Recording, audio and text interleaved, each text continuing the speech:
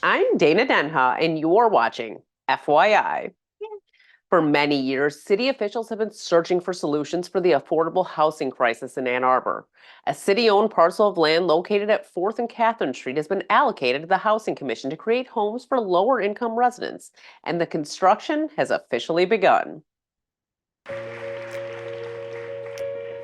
Today we have our groundbreaking event for our 63-unit development, affordable housing / permanent supportive housing development here in Carytown. This particular location is in the center of the historical Black community. This area has seen a number of gentrification in the businesses. Back in the 50s and 60s, all of this area used to be predominantly African American owned, and so today there are none. So today we recognize those folks, we pay homage to them, and we thank them for what they've done, and we want to continue to carry on their legacy. We're bringing back what was lost, and Dunbar Tower is a huge proponent of why we have named this building as such, because back in the late 50s, 60s, and before, the Dunbar Center was only for the African American community where we couldn't go anywhere else. So having the Dunbar Tower here ties all of that back together to what we want to let the future, today and the future generation, to know what this area meant.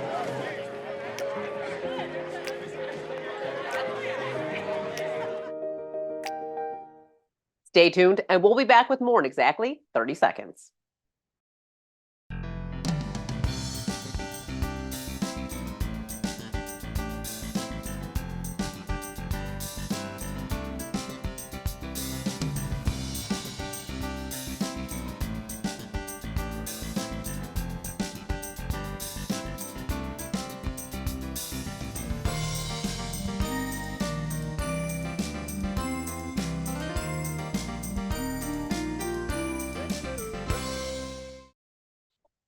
For a city named after its trees, Ann Arbor honors the last Friday in April, Arbor Day, by planting trees throughout the area. Watch.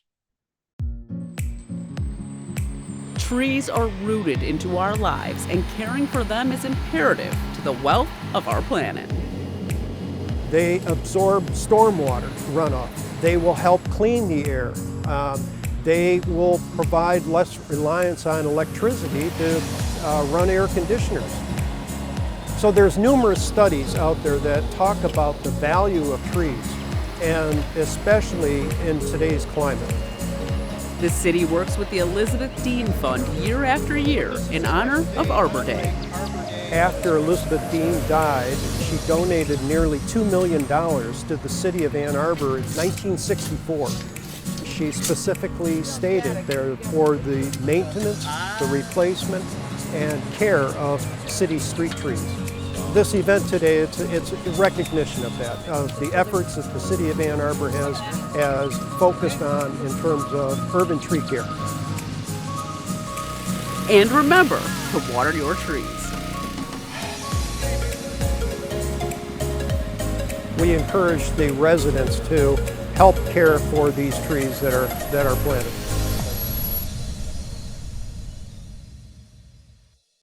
There are many chances to volunteer in Washtenaw County, but one entity requires the help of environmental stewards. Learn more about the many opportunities within natural area preservation in this month's City Roundup in 60.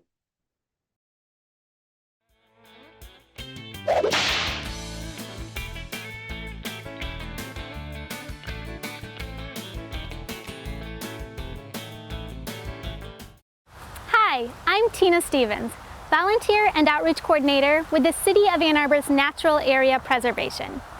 Our mission is to protect and restore Ann Arbor's natural areas and to foster an environmental ethic within the community. There are many ways that you can volunteer to support the natural areas, including volunteering with our breeding bird survey program, becoming a turtle steward, or taking photos as part of our photo monitoring program. You can even volunteer to join our prescribed burn crew. Most folks volunteer by attending our public work days, which take place nearly every weekend. At these events, we do things like hand pull invasive garlic mustard, cut invasive shrubs, or collect and spread native seeds. To learn more about NAP or how to volunteer with these opportunities, visit www.a2gov.org/NAP. Ann Arbor is special. It's a place like no other. Those of us who have lived, worked, or played in A2 know that it inspires creativity and influences the arts. Joining me is Trevor Zhou, writer and director of Ann Arbor Movie, fueled by Trevor's upbringing as an immigrant in Ann Arbor, and asks, what if? Welcome to the show, Trevor. Hi, thank you for having me. Why don't you tell me a little bit about yourself? What led you to being an independent filmmaker and producer? Because that's an interesting path to take. Absolutely. My story is kind of strange. I didn't find it until later in life, actually. I was in New Jersey working at this auto accessories company doing marketing and sales. And a friend of mine actually sent out an email about this casting for IBM. So it was at a bar, it was in New York City. So I was like, why not, And I get there and they ask you how you use, technology in your job. So I tell them, and a month later, they said, we want to book you for this commercial. And by that time I had forgotten what I was doing already. But yeah, they had me come in. I said the word trains in this commercial, and it ended up airing a bunch of times on, TV. So I got my taste and, got bitten by the bug, but it was so crazy. I'd never imagined being in the sort of acting world. And it kind of became a very serendipitous thing that introduced me to the industry. So then you just kind of got more roles after that?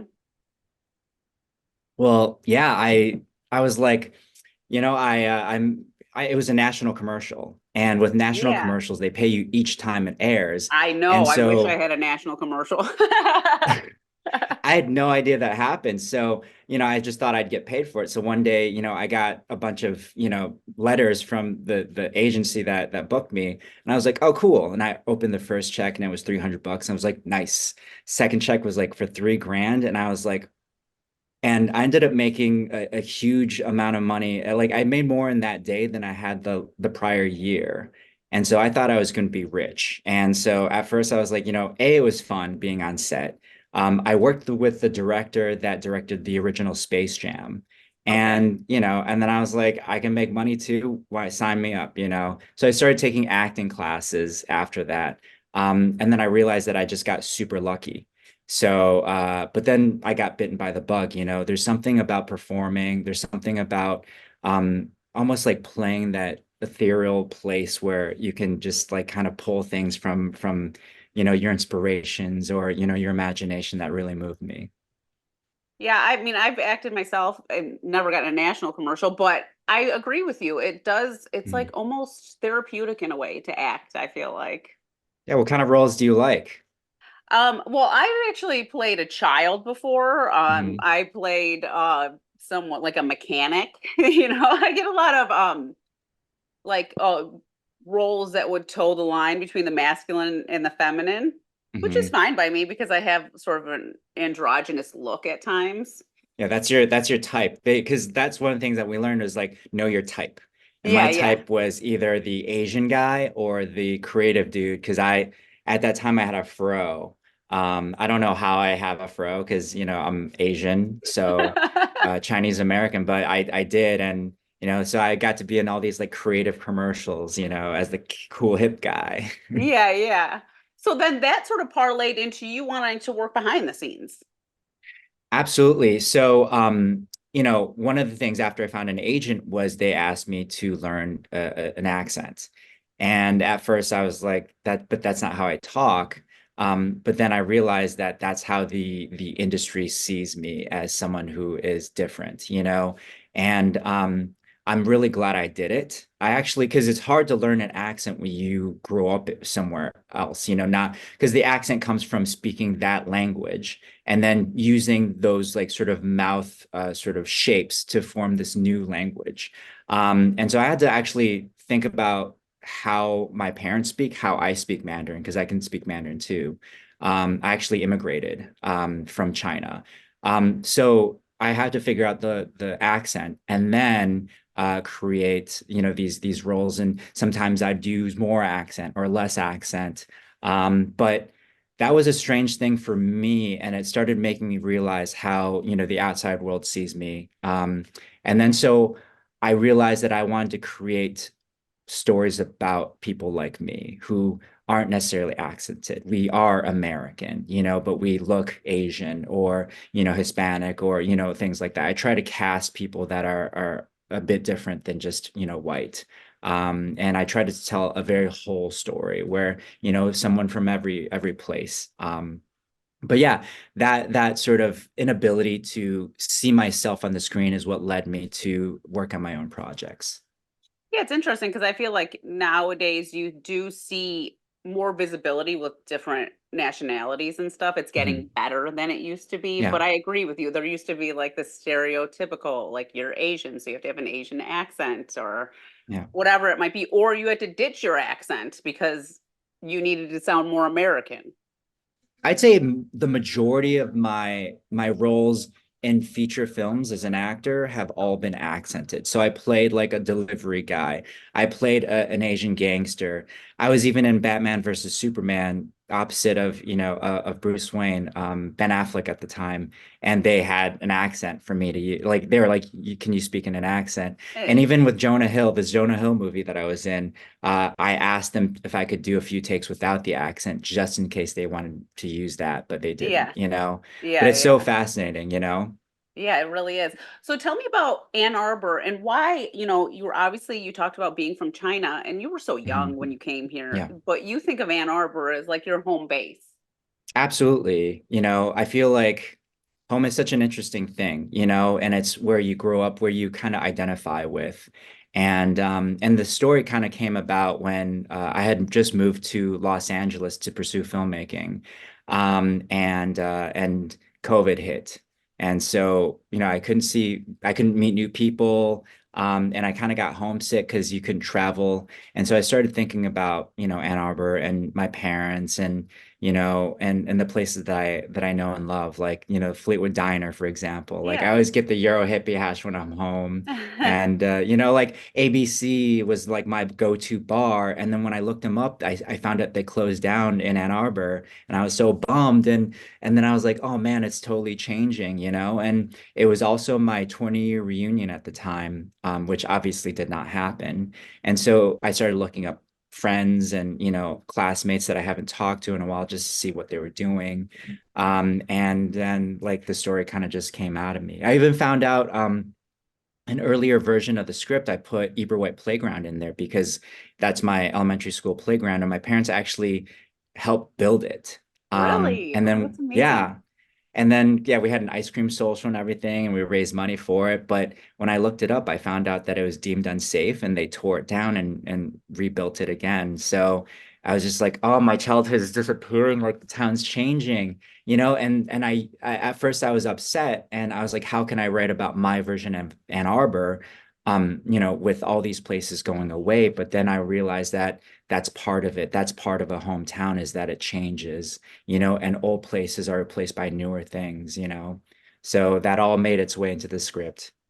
I also feel like it's about aging, like Mhm, we're the same age, but it also mhm, like I think in some ways when you're like in your early 40s, you still feel like you're younger than you are.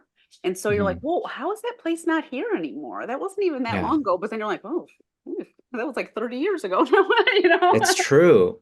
It's true, and that's part of what the script deals with. And it's about these two people who reconnect back in Ann Arbor. They're like former best friends, and over the course of a single night, their past comes up, and an attraction comes up as well. Because when you're in high school, like you kind of don't know what these feelings are. You're kind of like, no, it's not, or you just push it away because it's uncomfortable. But now as adults, we kind of see what things are actually what things actually are, you know, and through the experience of life, we realize, you know, the connections that we have and the energies we have with other people and places as well, you know. So that energy comes up of that attraction. Their cultural differences come up because one character is, you know, based off of me, and another is based off of a white woman who, I mean, there it's an amalgamation of a lot of people that I've known, you know, since then. And then also how the time between has changed them, you know, because as we live our lives, we make these small little decisions that take us down one path rather than another. And then our life is just stacked of those little decisions that seem inconsequential, but ultimately lead us to where we actually are right now. Well, let's watch the mood reel for the film paying homage to Ann Arbor. Mhm.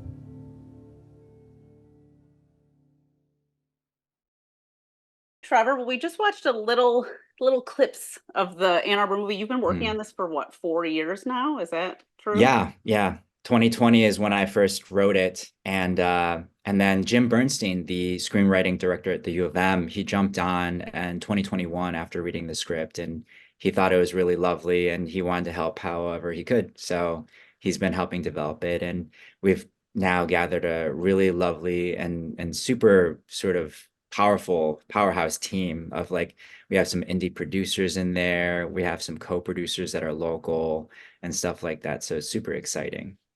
Where are we at in the process of it now? Because I know there's a crowdfunding campaign coming up. Absolutely. So right now we are in our sort of financing phase. So we're doing a crowdfunding campaign that's super exciting. We have some really lovely rewards. And Zingerman's has been a supporter of the project since early on. And they've been so generous with, you know, when we had a reading, they sent over like 5 boxes of food. And one of the most exciting things, because the number two Reuben is actually in the film, one of the most exciting things during the reading was someone came in and they said, "This smells like Ann Arbor," you know, and it was such a lovely moment. And it was great because like, we had the spread of like the Reubens and the sandwiches and the pickles and everything like that. So it was just a great thing. And we put it on with the University of Michigan sort of alumni association, sort of entertainment coalition out in LA. And so Zingerman's has donated a make your own sandwich of the month. So whoever gets that reward gets to name a sandwich and work with Zingerman's to develop their own sort of flavor of sandwich, which is Oh, really that's pretty exciting. sweet. That's actually Yeah. like something I've never even think about that would be an option.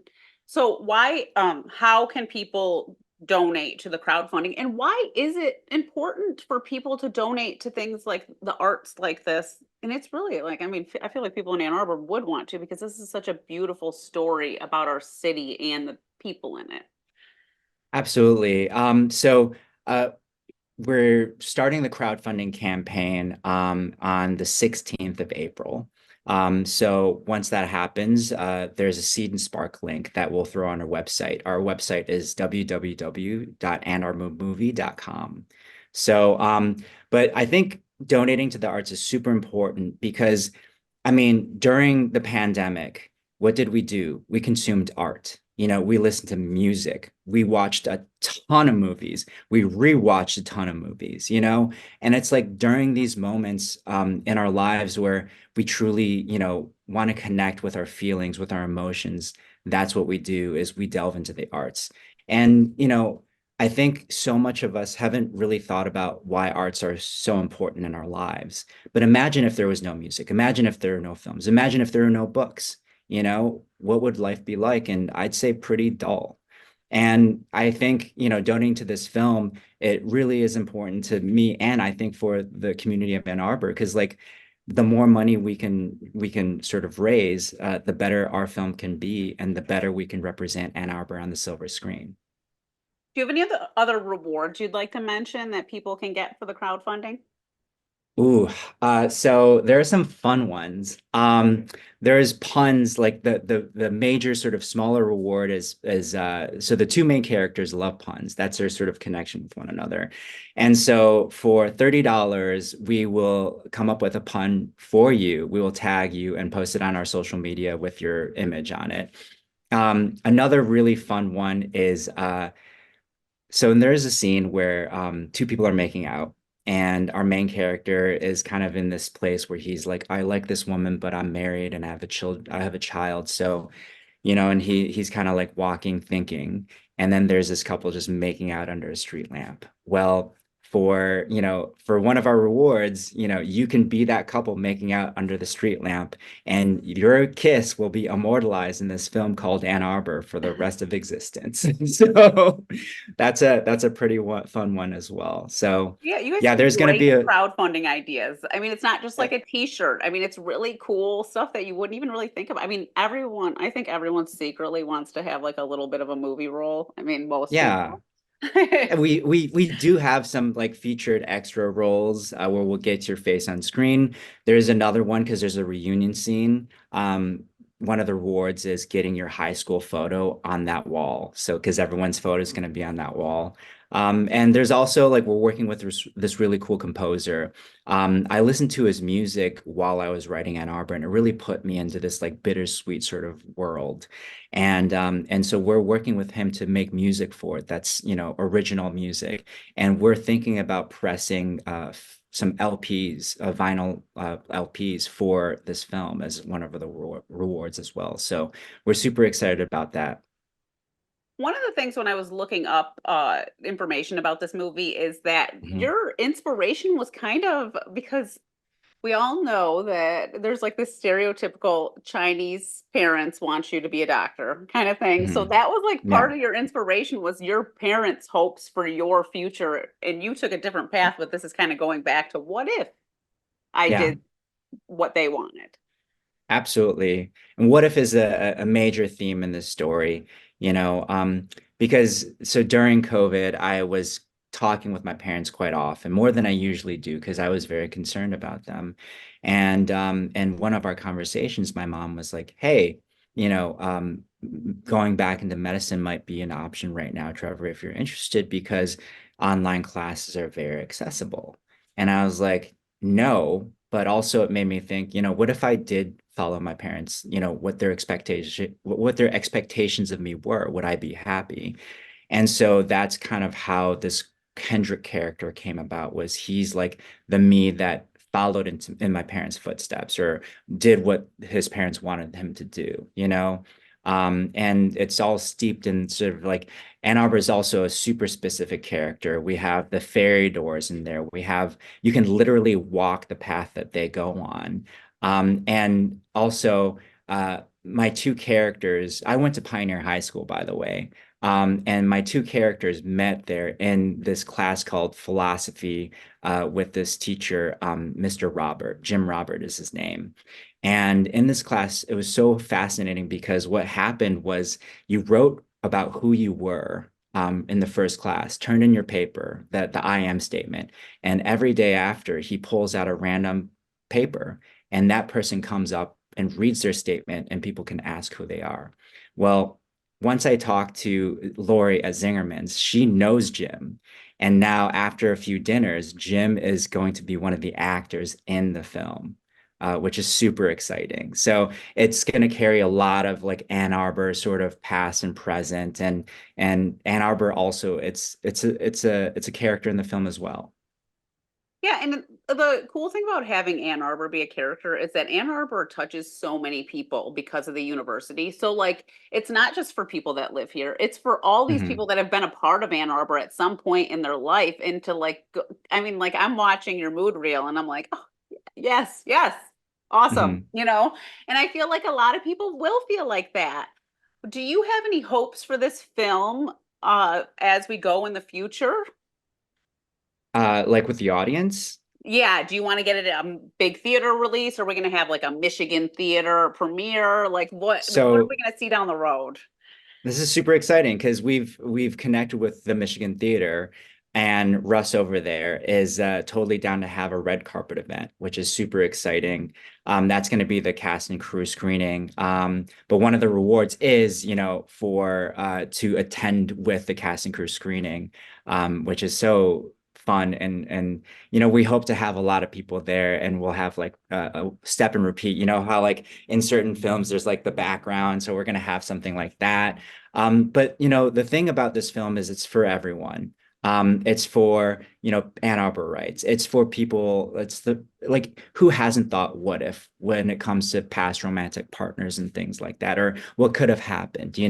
It's also about caretaking. One of the sort of things that isn't talked about, is caretaking. So many of us have had to do that during COVID. Like I took care of my grandma for an entire year, and I was supposed to stay with her for a month and then move out to, find my own space. But then COVID hit, and I was like, hey, grandma, like, do you want me to help and take care of things? And so I ended up getting groceries, sometimes like, hospital visits and things like that. And I ended up being a nurse for a year, and there was a burden to that. It was also like so lovely too. But, I think that isn't talked about from the sort of caretaker's perspective. And the U of M as well, it's heavily featured. There's all my favorite spots. The Law Quad is so beautiful. There's a scene there, Yost Ice Arena. And if we can get the money, we're going to try to shoot in the big house as well. So Oh, nice. yeah, yeah, yeah, yeah. Well, we're almost out of time. Why don't you just tell Mhm. people why they should support this film? Well, you should support this film if A, you love film, B, you love Ann Arbor, or C, you love life. Well, thank you so much, Trevor. I would love to have you on later in the year as things progress and get another update on the film. That'd be lovely. Thank you for having me today. For more on this and other programs, visit a2gov.org/CTN. Visit youtube.com/CTN Ann Arbor to see all that we have to offer. And remember to like, subscribe, and ring that notification. Thanks for watching, and tune in next time to FYI.